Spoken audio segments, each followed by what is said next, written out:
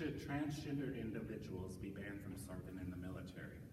On April the 12th of this year, President Trump prohibits new military recruits from transitioning and allows the military to discharge those currently serving if they do not present as their birth gender.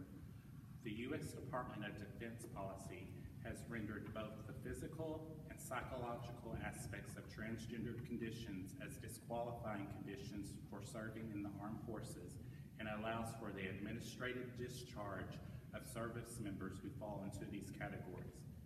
We as Americans need to educate ourselves and the public on issues that transgender people face and to advocate for their full equality and inclusion. To begin, I believe the Department of Defense wants to encourage discrimination against trans people and all minority groups. The term transgender refers to individuals who identify with gender different from the sex they are assigned at birth. According to the Diagnostic and Statistical Manual of Mental Disorders, transgender status alone does not constitute a medical condition. The DSM-5 states that gender dysphoria is, however, a medical condition that may require transgender persons to seek counseling, hormonal therapy, or surgery. Not all transgender persons seek all of these forms of health care. According to the American Civil Liberties Union, there is an estimated 2,500 transgender personnel serving actively and 1,500 in the selective reserve. Based on private health insurance data, there is a small number of active service members going to access transition-related health care annually. There is over 1 million people who are actively serving in the military today. Out of those 100 million military personnel, it is estimated that only 129 active service members who identify as transgender will utilize transition-related health care. To put these numbers in perspective, roughly 280,000 military personnel, that's all of the personnel, all active service members access mental health services annually. Therefore, transition-related health care is a small percentage of the overall health care provided to the military population. Secondly, no evidence supports the idea that integrating openly transgender persons will present problems on military preparedness.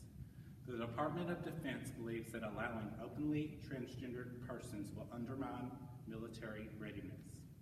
Less than 1% of the total amount of annual labor associated with military personnel will be affected by individuals accessing gender transition-related health care.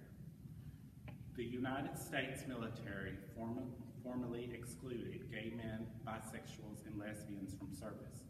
In 1993, the United States Congress passed a law commonly referred to as Don't Ask, Don't Tell, which allowed gay, lesbian, and bisexual people to serve as long as they did not reveal their sexual orientation. In 2010, federal courts ruled the ban on openly gay, lesbian, and bisexual service members unconstitutional.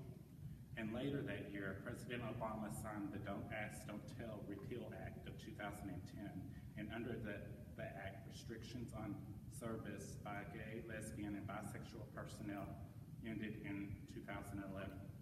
Since this ruling of allowing the LGB community to serve in the U.S. military openly has shown a minimal impact on unit cohesion, while this existing data correlates to the future of the continuance of unity amongst troops when integrating transgender individuals serving openly. Transgender Americans have demonstrated a commitment to serving our country and want to continue to serve. Lastly, allowing transgender individuals to serve openly in the military can have positive effects on recruitment, retention, and troop unity. The RAND study also states that there are 18 countries that allow transgender personnel to serve openly in their armies.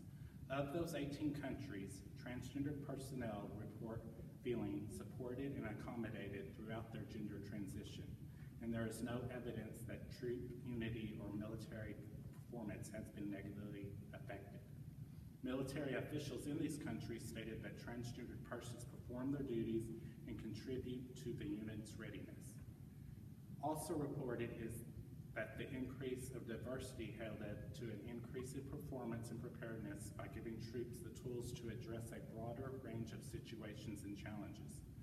Furthermore, a study on business outcomes by the Williams Institute of Law stated, when employing the LGBTQ community shows that supportive employment of this community resulted in improved health, greater job commitment and satisfaction, not just for the LGBTQ employees, but also the whole workforce.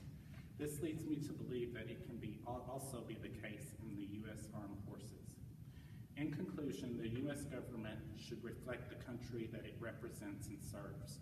There are many advantages for including transgender personnel in the U.S. military. Embracing all persons that want to serve our country reflects the diversity of the United States of America.